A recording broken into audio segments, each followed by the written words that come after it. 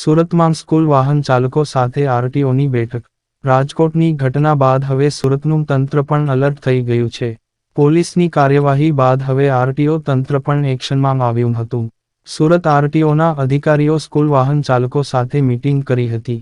સુરતમાં 3000મી વધારે સ્કૂલ વાહન ચાલકો છે, જેઓ સાથે બેઠક બાદ આરટીઓ અને ફાયરના અધિકારીઓએ જરૂરી માર્ગદર્શન આપ્યું હતું.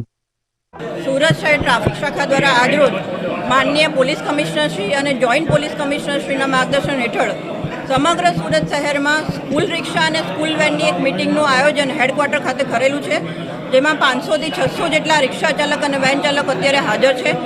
એમને એમના સ્કૂલ અને જે પણ વેન ચલાવે છે એમાં નીતિ નિયમો મુજબ જ કેપેસિટી મુજબ બાળકો બેસાડવા સાથે સાથે જેટલી પણ ગાઈડલાઈન આપવામાં આવેલી છે સુરક્ષાની, એ તમામ ગાઈડલાઈનનું પાલન કરવા માટેની સૂચનાઓ અને સાથે સાથે એક બ્રીફિંગ પણ કરવામાં આવેલું છે. આમ છતાં પણ જો કોઈ પણ બાળકોની સુરક્ષાને ધ્યાનમાં રાખી અને પોતાનું વાહન જે છે એ ગેરકાયદેસર રીતે અથવા બેદરકારીથી ચલાવશે તો એમના વિરુદ્ધ ચોક્કસપણે સુરત શહેર ટ્રાફિક શાખા દ્વારા કાર્યવાહી કરવામાં આવશે.